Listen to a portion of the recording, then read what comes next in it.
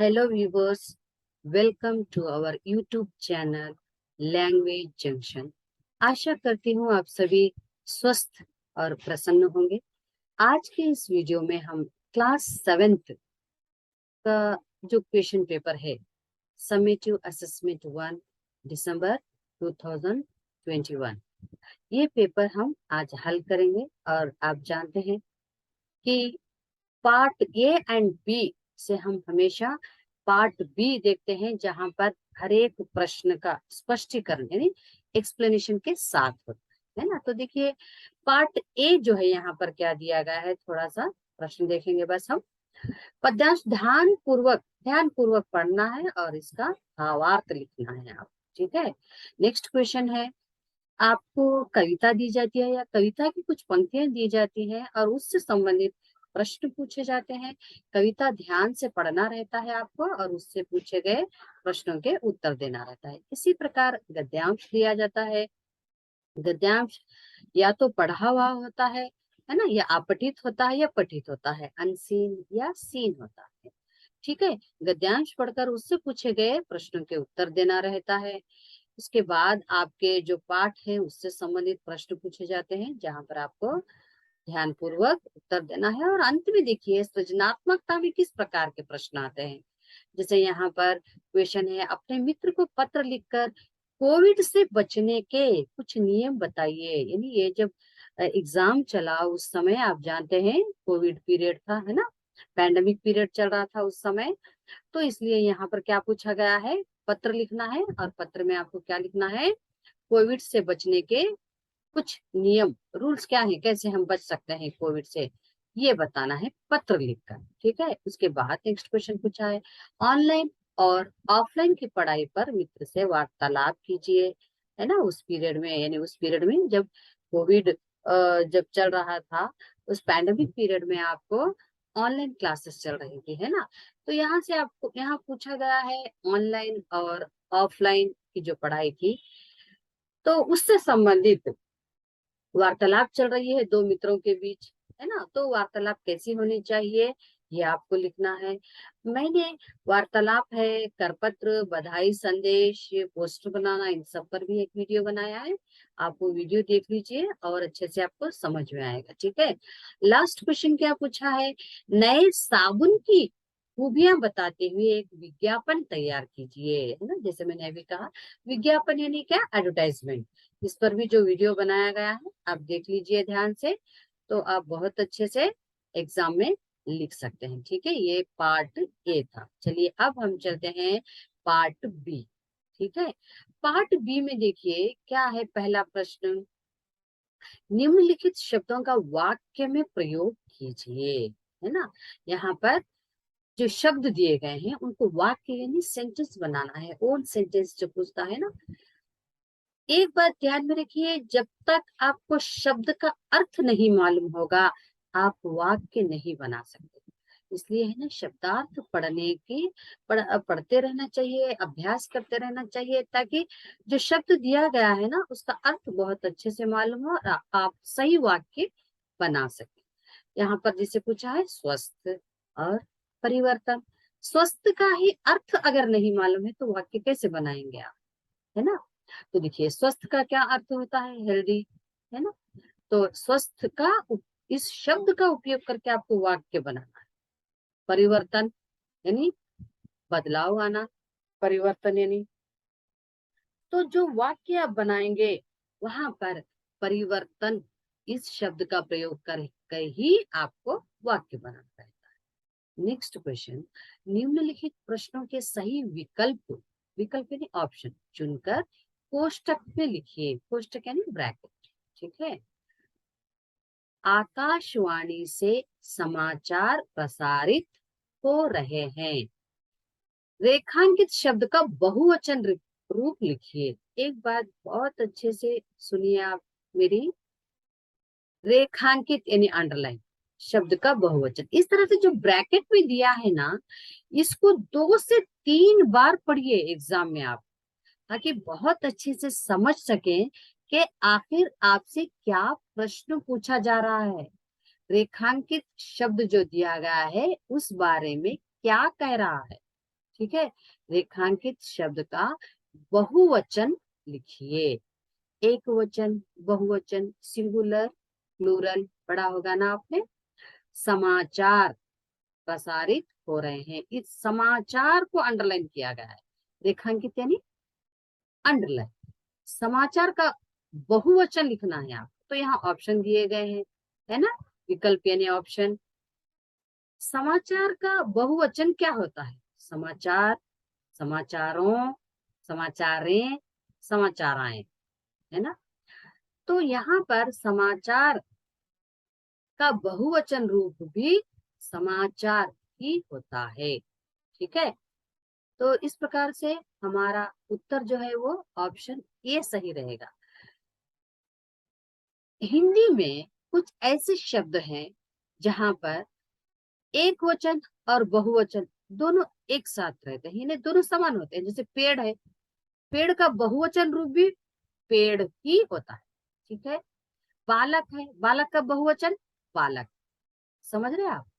ऐसा नहीं है कि पेड़ है तो पेड़ा, बालक है तो बालका, नहीं। कुछ ऐसे शब्द हैं जहां पर जो एक वचन रूप है, बहुवचन में भी वही होता है। लेकिन जब वाक्य लिखेंगे आप, वहां पर बदलाव आता है, वो बात और है। लेकिन यहाँ शब्द पूछा है तो हम शब्द का कहेंगे, तो ऑप्शन ये is the right answer. Second question,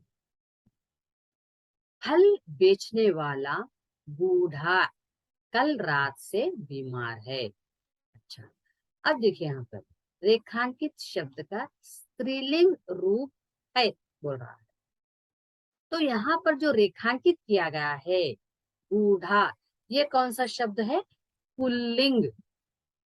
pulling देकर आपको स्त्रीलिंग पूछ रहा है। स्त्री यानी औरत, है ना, स्त्रीलिंग पूछ रहा है। जैसे लड़का, ये पुल्लिंग है, स्त्रीलिंग क्या हुआ? लड़की। समझ रहे आप? बच्चा पुल्लिंग है, बच्ची स्त्रीलिंग, है ना। उस तरह से बूढ़ा तो क्या होगा? बूढ़ी, बूढ़ी, बुढ़िया, बूढ़ी। हिंदी में बूढ़ा इस पुल्लिंग शब्द के लिए स्त्रीलिंग शब्द क्या होगा? बुढ़िया। समझ रहे? तो इस तरह से C option is the right answer. Next question, Manoj ने कहा कि डैश कल शहर जाएगा। ठीक है, तो अब जैसे मैंने कहा, ब्रैकेट में जो दिया गया है उसको बहुत अच्छे से ध्यान से पढ़िए आप। रिक्त स्थान की, रिक्त यानी खाली, ब्लैंक। ठीक है, फिल इन द ब्लैंक कहते हैं, है ना। रिक्त यानी खाली। रिक्त स्थान की पूर्ति के लिए सही शब्द है। सही शब्द क्या होगा यहाँ पर?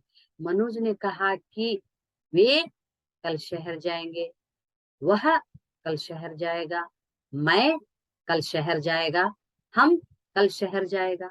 क्या सही होना चाहिए? देखिए अंत में क्या है, यहाँ पर जो शब्द है जाएगा, इससे समझ में आ रहा है एक वचन है ना, सिंगुलर की बात की जा रही है। ठीक है, वे कल शहर जाएगा नहीं हो सकता। शहर जाएंगे अगर रहता, वे आता था, है ना। जाएगा है तो इसलिए हम क्या कहेंगे? वह कल शहर जाएगा। तो राइट आंसर क्या होगा यहाँ पर? ऑप्शन बी, वह कल शहर जाएगा। सच बोलना एक गुण है और झूठ बोलना डैश है। ठीक है,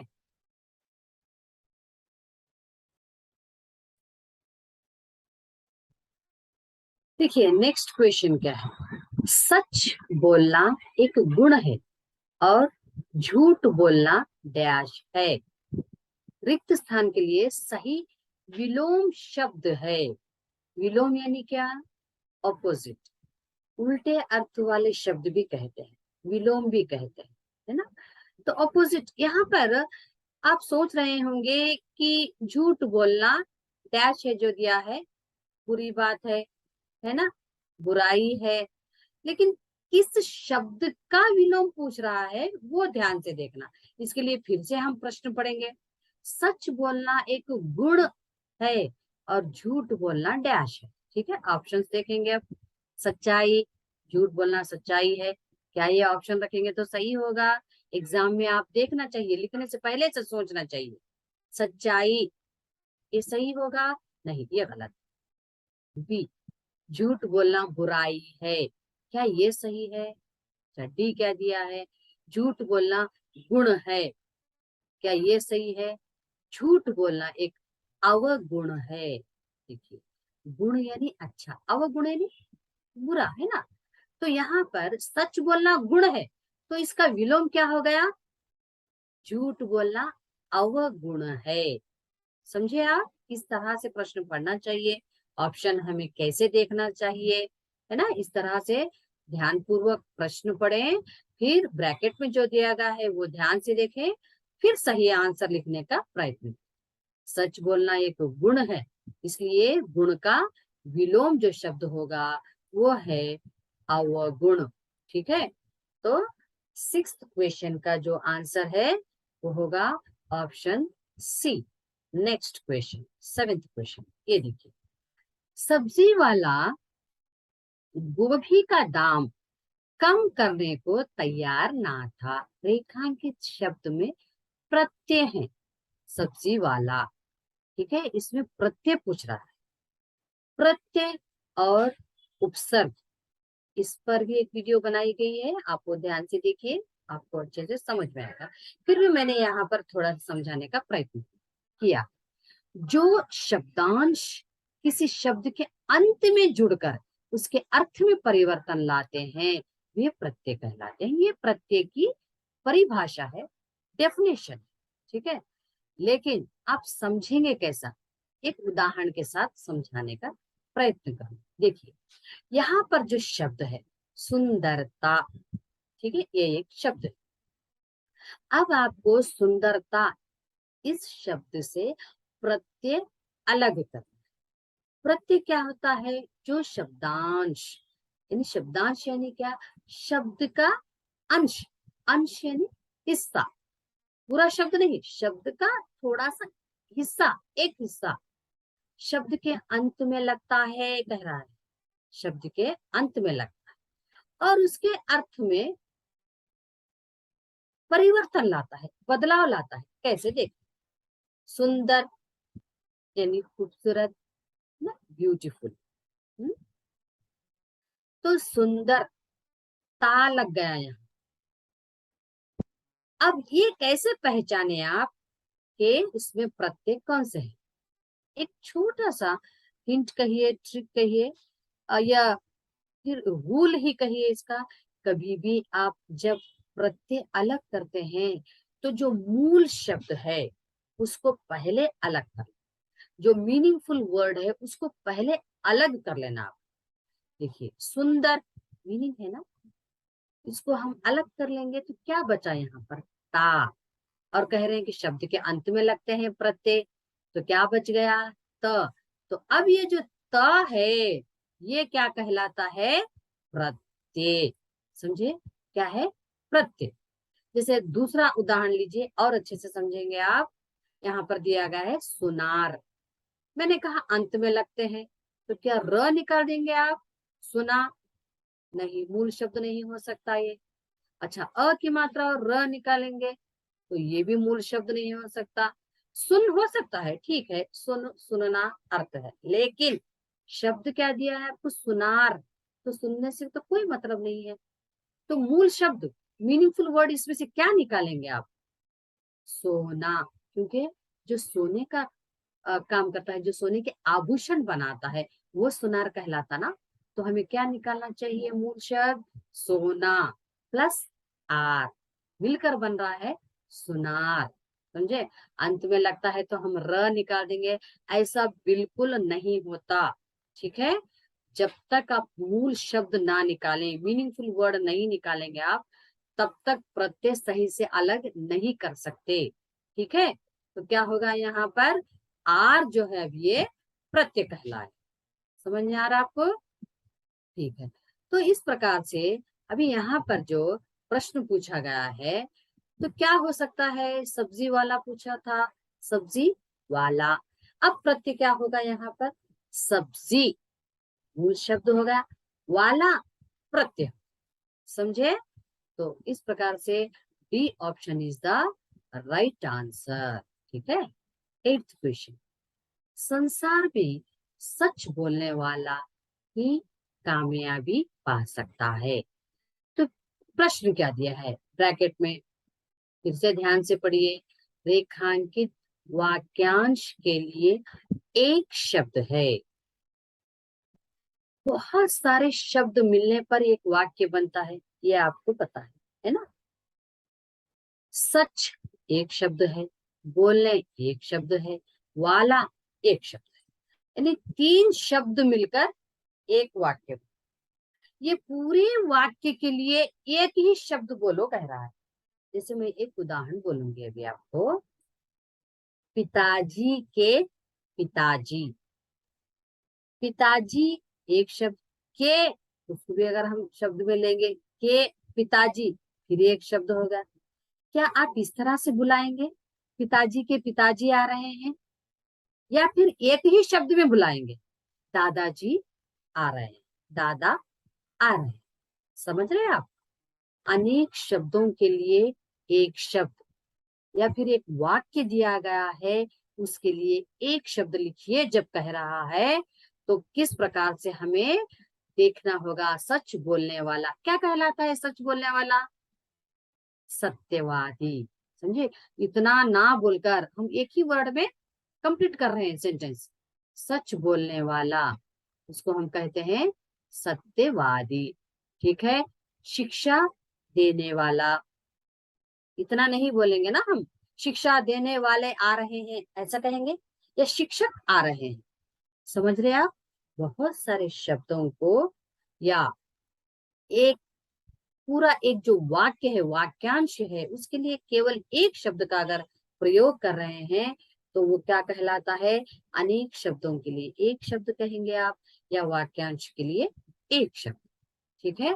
नेक्स्ट क्वेश्चन, राजा सत्य सिंह अपनी पाराजा का ध्यान रखते थे। ठीक है।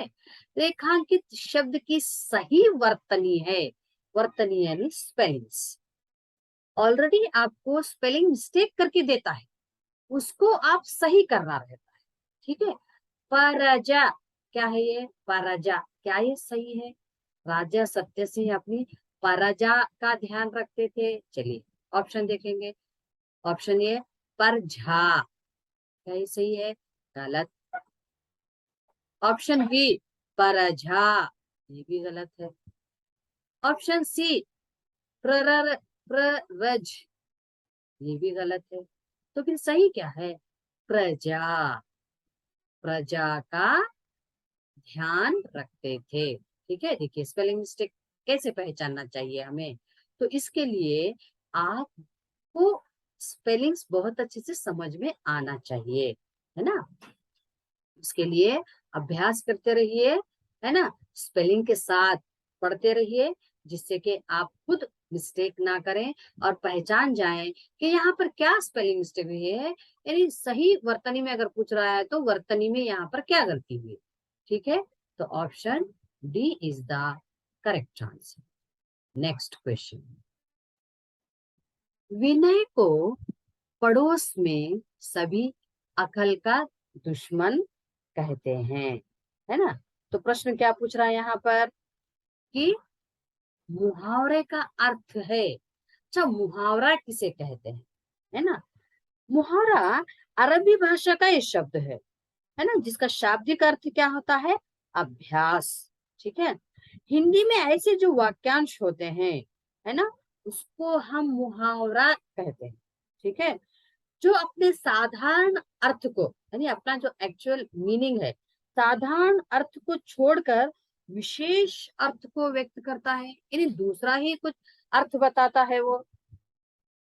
जैसे यहाँ पर देखिए, अकल का दुश्मन, क्या कोई अकल का दुश्मन बन सकता है? अकल दिखती है नहीं ना।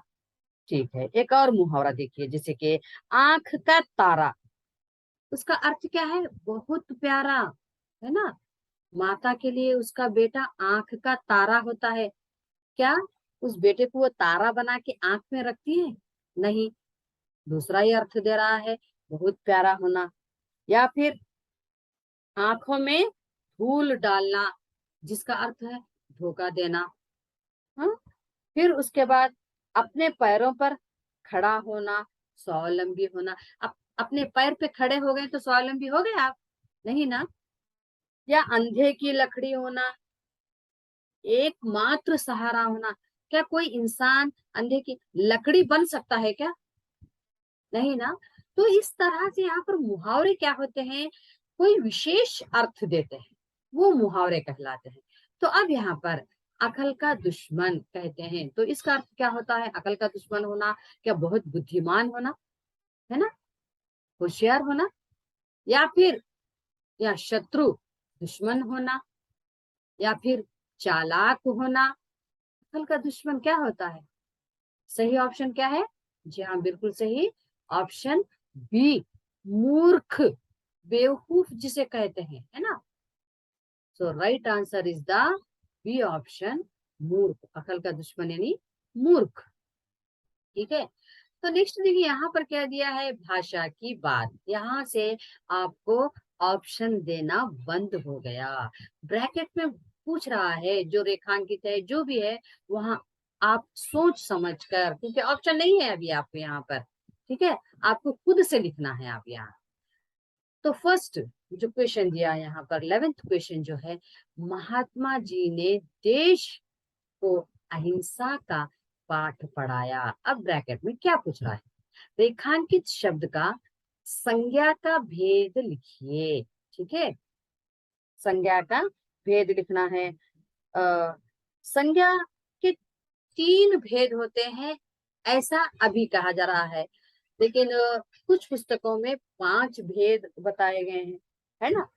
तो यहाँ पर अब संज्ञा के जो भेद है, जातिवाचक संज्ञा है ना, और व्यक्तिवाचक संज्ञा, भाववाचक संज्ञा होते हैं।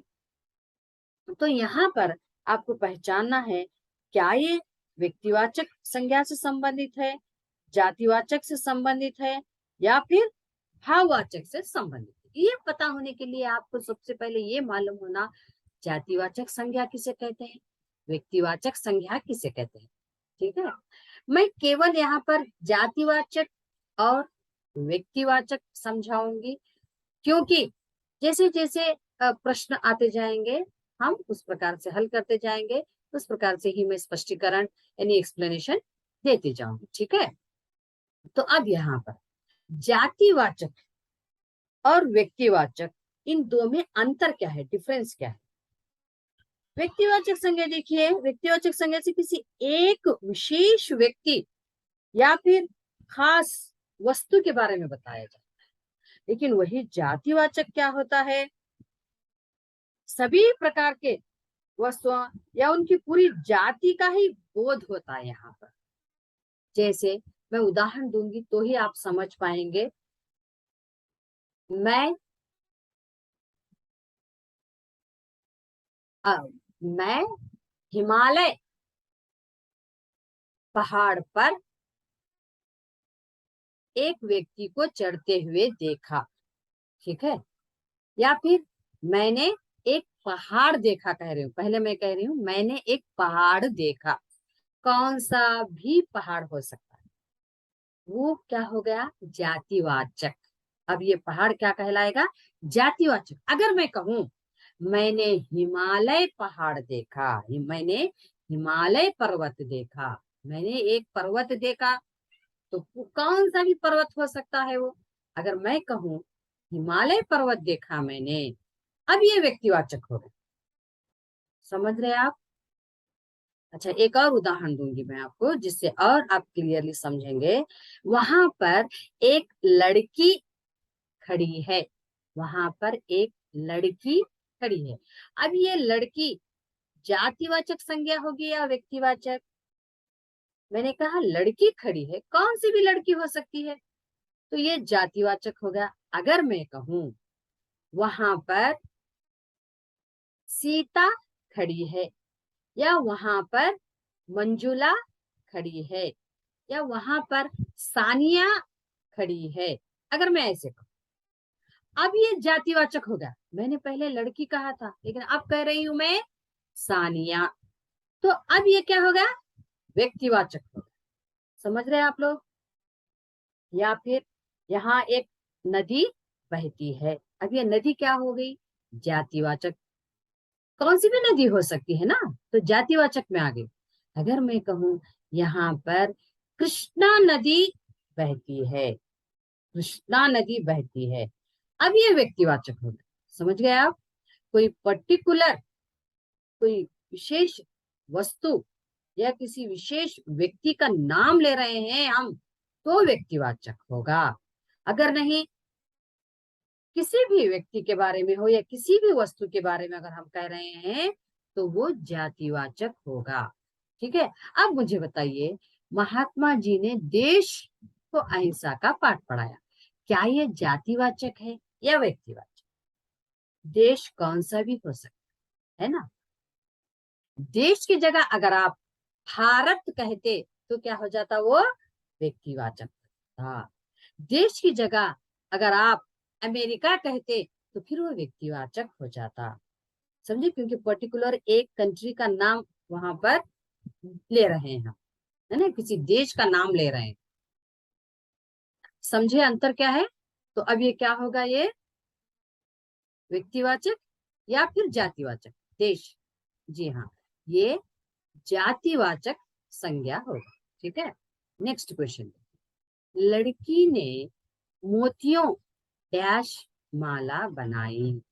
अब ब्रैकेट ध्यान से पढ़िए, क्या लिखा गया है ब्रैकेट में, रिक्त यानी खाली, रिक्त स्थान की पूर्ति के लिए सही कारक शब्द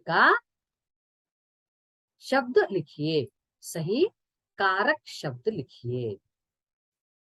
कारक के कितने प्रकार हैं और किस प्रकार का कारक है यहाँ पर, ये आपको समझना चाहिए। जैसे यहाँ पर कर्ता ने, कर्म को, इस तरह से सभी कारक के प्रकार दिए गए हैं यहाँ पर।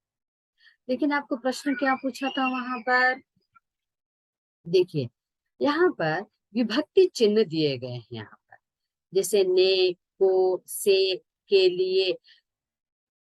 सभी स्टूडेंट्स ध्यान से, ये जितने भी कारक हैं इनके नाम आपको मेमोराइज करना होगा।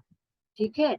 तो ही आप समझ पाएंगे कि हमें वहां पर कौन से कारक का चिन्ह लिखना है। ठीक है। और कर्ता कारक किसे कहते हैं, कर्म किसे कहते हैं, करण किसे कहते हैं, ये भी आपको पता होना चाहिए। जैसे कर्ता है, ठीक है, कर्ता कारक किसे कहते हैं, काम करने वाला, यानी जिससे काम हो रहा है उसको कर्ता कारक कहते हैं। ठीक है।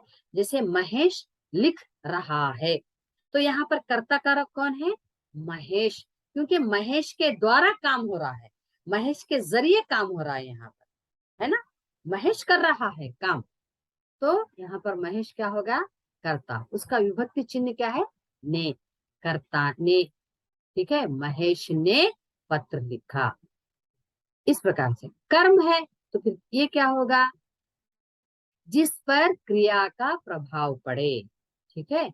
कर्म क्या होता है, क्रिया जो कर रहा है वो करता है, काम जो कर रहा है वो करता है, लेकिन काम का असर प्रभाव जिस पर होता है वो कर्म होता है।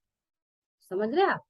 जैसे राजेश ने महेश को मारा, यानी राजेश काम कर रहा है लेकिन उसका असर किस पे हो रहा है, महेश पर हो रहा है, वो को कहला है। समझ रहे हैं आप। तो जब इस प्रकार के प्रश्न आएंगे तब समझाऊंगी, लेकिन यहाँ पर जो प्रश्न पूछा गया है आपको कारक से संबंधित, क्या पूछा है, देखिए, लड़की ने मोतियों डैश माला बनाई। तो अब यहाँ पर जो कारक हैं उनमें हम देखेंगे कि सही क्या होना चाहिए यहाँ पर। जैसे यहाँ संबंध कारक में देखिए, का, ही, के, रा, री, रे, ना, नी, ने, है ना, तो ये संबंध कारक में आता है। एक शब्द का दूसरे शब्द से क्या संबंध है जो बताता है ना, वो संबंध कारक कहलाता है, जिसका विभक्ति चिन्ह है का, के, की, रा, रे, री। रा यानी हमारा, हमारी, हमारे, है ना।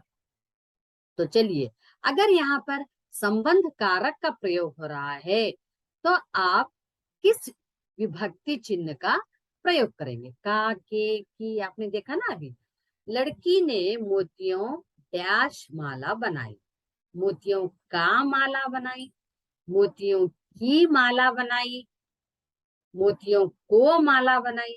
क्या होना चाहिए यहाँ पर? लड़की ने मोतियों की माला बनाई। ठीक है, इसमें जो विभक्ति चिन्ह आएगा वो होगा, सही कारक शब्द जो होगा वो क्या है? की। मोतियों की माला बनाई।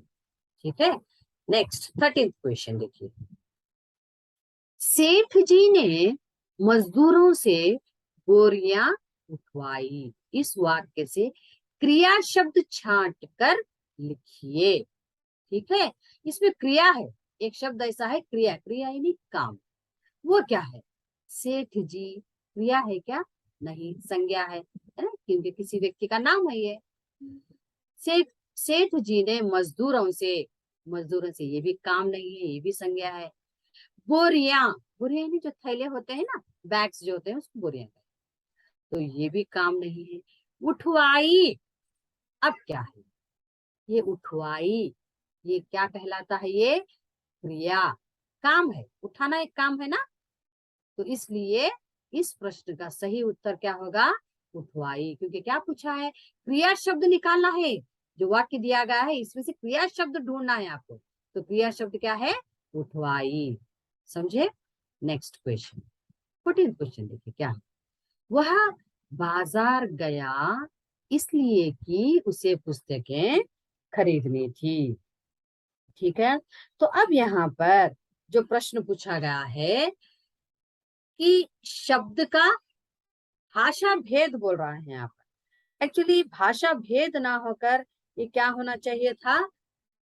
शब्द का भेद होना चाहिए, क्योंकि शब्द के जो भेद हैं उनमें से एक भेद है, इसलिए शब्द का भेद पूछना चाहिए था। तो अब शब्द का भेद क्या है? प्रयोग के आधार पर देखते हैं हम। संज्ञा, सर्वनाम, विशेषण, क्रिया, क्रिया विशेषण, संबंध बोधक, समुच्चय बोधक और विस्मयादि बोधक, ये प्रयोग के आधार पर 8 भेद होते हैं। किसके? शब्द के। ठीक है, अब इनमें से कौन सा भेद है पूछ रहा है वो, इनमें से कौन सा भेद है यानी प्रकार है। तो अब ये जो पूछा गया है उनमें है समुच्चय बोधक। समुच्चय बोधक, समुच्चय बोधक क्या होता है? दो शब्द हो या दो उपवाक्यों को जोड़ने वाला जो शब्द होता है ना, वो समुच्चय बोधक अव्यय कहलाता है। उनमें जैसे यहाँ पर दिया है क्योंकि, जैसे एक वाक्य बोलेंगे जिससे आप समझेंगे। उदाहरण, कमला देर से आई क्योंकि उसे घर में कुछ काम था। क्योंकि उसे घर में कुछ काम था। कमला देर से आई एक वाक्य हो गया। क्यों, उसका कारण बताना है, दूसरा वाक्य आना है यहाँ पर, इसलिए हम एक शब्द से जोड़ रहे हैं क्योंकि। वो शब्द क्या कहलाएगा? समुच्चय बोधक। समझ रहे आप?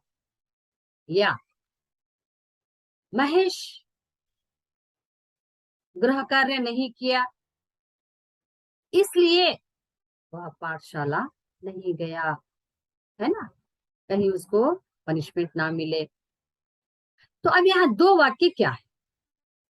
महेश गृह कार्य नहीं किया इसलिए पाठशाला नहीं गया। दो वाक्य, उनको कौन जोड़ रहा है फिर? समुच्चय बोधक। समझ रहे? या फिर मैं ऐसा कहूं, सीता और गीता बहनें हैं। सीता एक शब्द है, गीता एक शब्द है, इन दोनों को कौन जोड़ रहा है? और जोड़ रहा है ना। तो ये सब क्या कहलाते हैं? समुच्चय बोधक अव्यय। तो अब यहाँ पर जो प्रश्न पूछा गया है, आप देखिए क्या प्रश्न था वो, कि वह बाजार गया इसलिए कि उसे पुस्तकें खरीदनी थी। तो भाषा भेद क्या हुआ अब यहाँ पर, समुच्चय बोधक अव्यय, समझे उसको। वह बाजार गया, एक वाक्य है, क्यों गया, उसे पुस्तकें खरीदनी थी। तो इनको जोड़ने वाला जो शब्द है वो क्या है, इसलिए कि। तो ये वाक्यों को जोड़ना हो या फिर शब्दों को जोड़ना हो, जिन शब्दों का प्रयोग किया जाता है उनको हम समुच्चय बोधक अव्यय कहते हैं।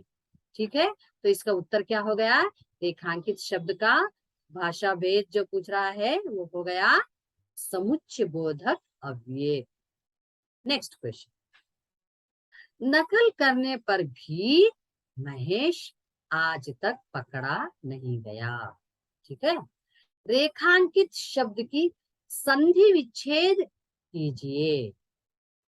अब संधि क्या है, क्लास 6 से आप संधि पढ़ रहे हैं, है ना।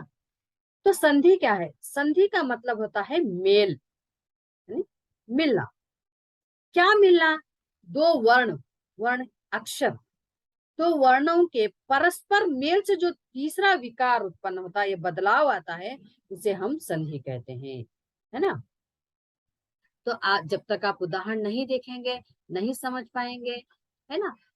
तो संधि के प्रकार 3 हैं, और इन तीनों प्रकार में फिर से हम अलग अलग और उनके उपभेद देखते हैं।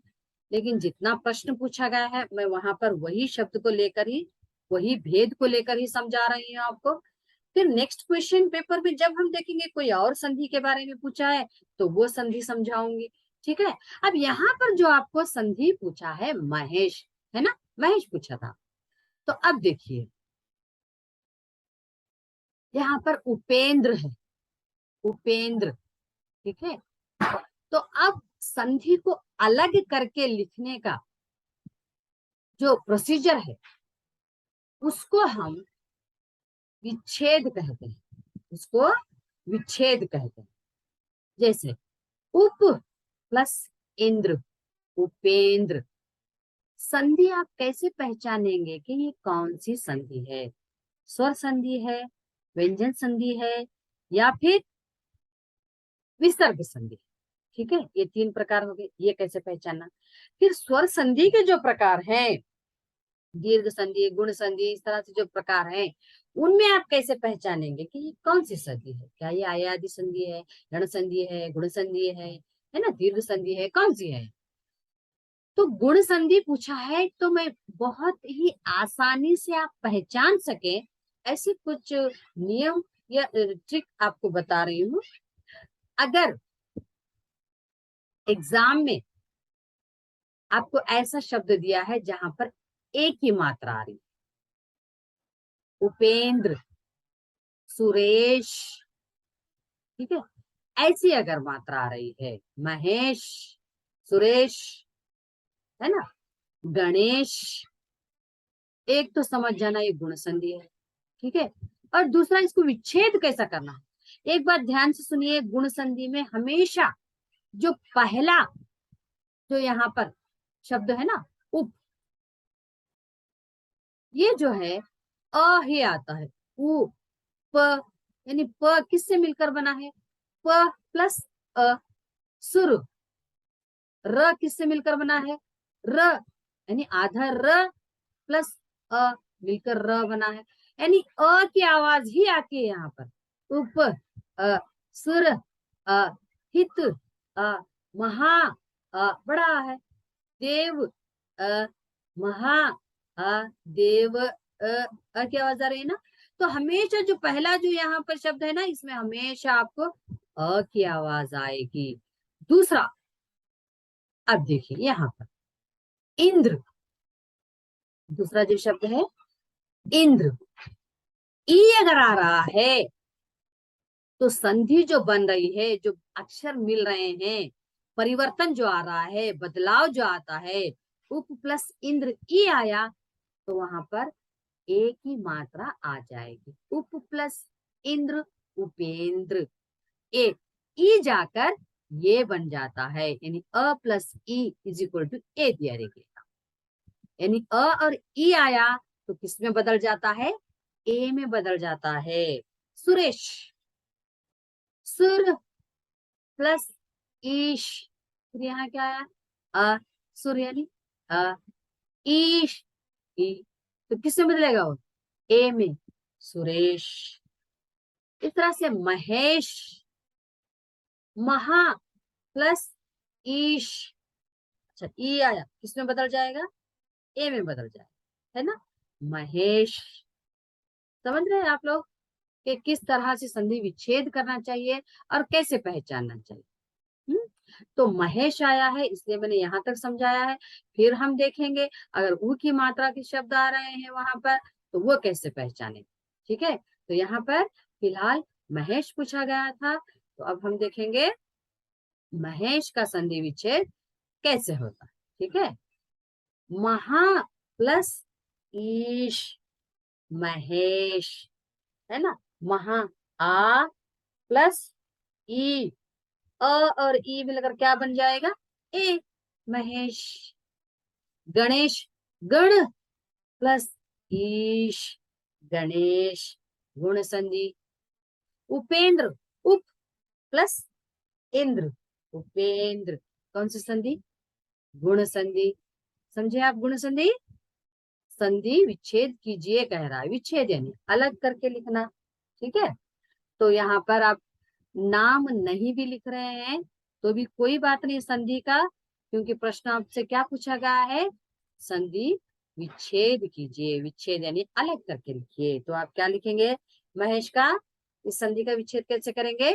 महा प्लस ईश, महेश। ठीक है, नेक्स्ट क्वेश्चन। डैश चिंता ना करे माँ, मैं हमेशा उसके साथ रहूंगा। रिक्त स्थान की पूर्ति के लिए सही सर्वनाम शब्द चुनिए। सर्वनाम क्या होते हैं? संज्ञा के स्थान पर जिनका प्रयोग होता है।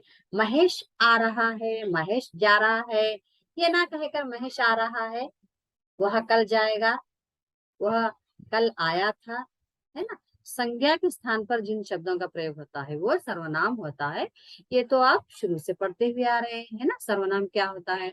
मैं, आप, तू, तुम, है ना? कुछ, कौन, ये सब क्या है? सर्वनाम शब्द है।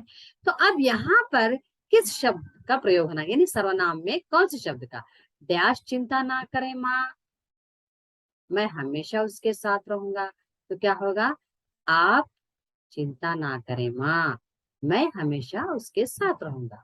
तो सर्वनाम क्या होगा यहाँ पर? आप चिंता ना करें, यानी आप सर्वनाम होगा। Next question. हे ईश्वर, तेरी लीला अगाध है, सही विराम चिन्ह लगाइए। है ना? अब विराम चिन्ह क्या होते हैं? अंग्रेजी में पढ़ते हैं आप, है ना? जो पंक्चुएशन से रिलेटेड क्वेश्चंस पूछे जाते हैं आपको इंग्लिश में, तो इस तरह से देखिए हिंदी में क्या है विराम चिन्ह? पूर्ण विराम, जिसको फुल स्टॉप कहते हैं। ज्यादातर हम जो प्रयोग करते हैं पूर्ण विराम है, अल्प विराम है, यानी कॉमा है ना? तो अब यहाँ पर अंतिम या फिर जो आपको प्रश्न पूछा गया है उसके अनुसार कौन सा चिन्ह वहां पर सही होगा? तो वहां पर जो है पूछा गया है वो है विस्मय सूचक चिन्ह, एक्सक्लेमेटरी साइन जो होता है ना, उसको विस्मय सूचक चिन्ह कहते हैं। दिखाई दे रहा है आपको यहाँ पर विस्मय सूचक चिन्ह। ये विस्मय सूचक चिन्ह क्या होता है?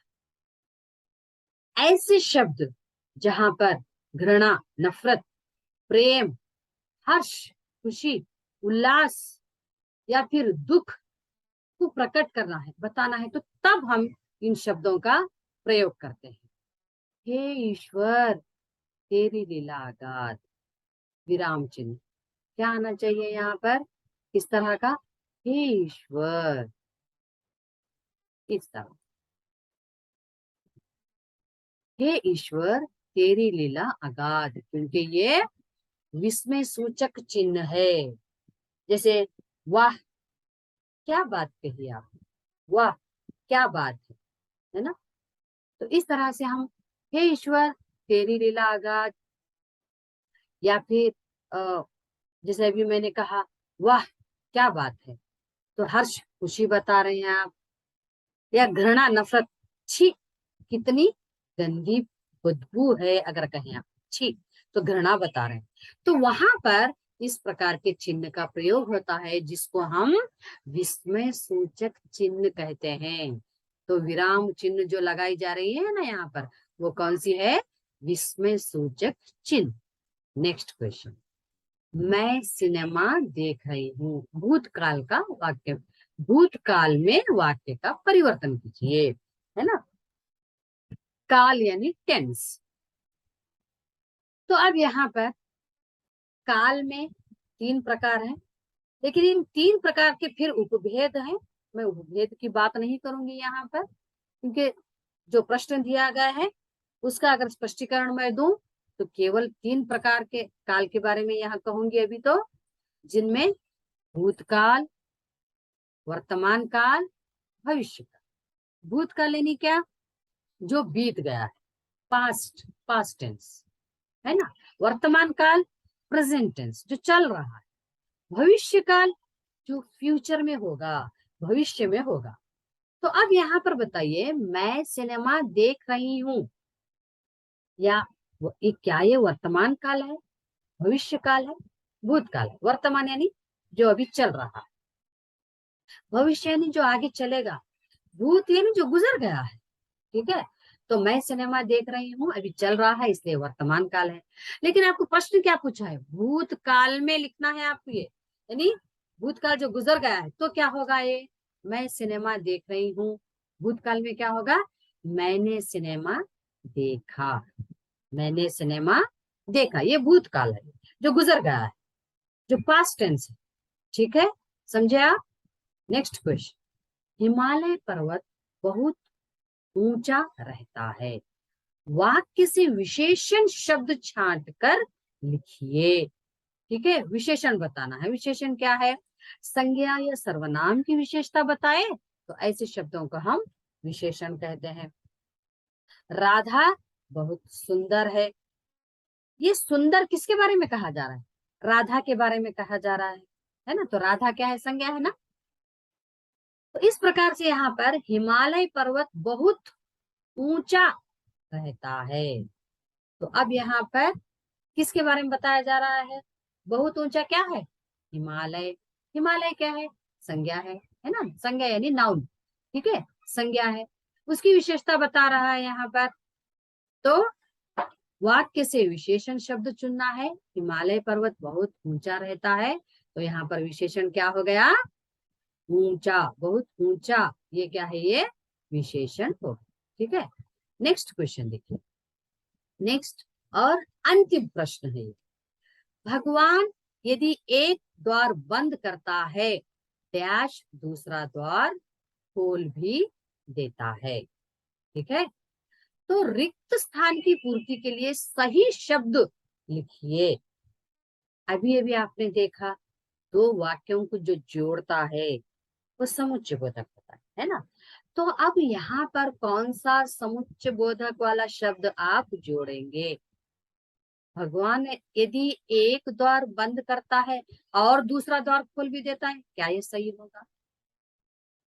भगवान यदि एक द्वार बंद करता है इसलिए दूसरा द्वार खोल देता है, क्या ये सही होगा। भगवान यदि एक द्वार बंद करता है तो दूसरा द्वार खोल भी देता है, तो क्या होगा, ये इस वाक्य के लिए सही शब्द होगा। ठीक है, समझे आप सभी प्रश्नों के उत्तर। क्योंकि ग्रामर, व्याकरण एक ऐसी चीज है, बाय हार्ट नहीं कर सकते आप। हाँ, क्या बाय हार्ट कर सकते हैं आप, जैसे विलोम शब्द है ये बाय हार्ट कर सकते हैं, है ना, पर्यायवाची बाय हार्ट कर सकते हैं, शब्द के अर्थ बाय हार्ट कर सकते हैं, समझ सकते हैं, लेकिन कुछ ऐसे टॉपिक्स, कुछ ऐसे विषय है व्याकरण में जहां पर आपको समझना बहुत जरूरी है। और मैं आशा करती हूँ कि इतना जो मैंने स्पष्टीकरण दिया है, एक्सप्लेनेशन जो दिया है यहाँ पर हर एक प्रश्न के लिए जिसकी जरूरत थी, तो आप अच्छे से समझ गए होंगे। मैं भी तो फिर नेक्स्ट अगले वीडियो में हम फिर से नए एक और प्रश्न पत्र के साथ फिर मिलेंगे। अगर ये वीडियो अच्छी लगी, और उम्मीद करती हूँ कि अच्छी लगी है, तो मुझे पूरा विश्वास है कि आप इस चैनल को सब्सक्राइब करेंगे।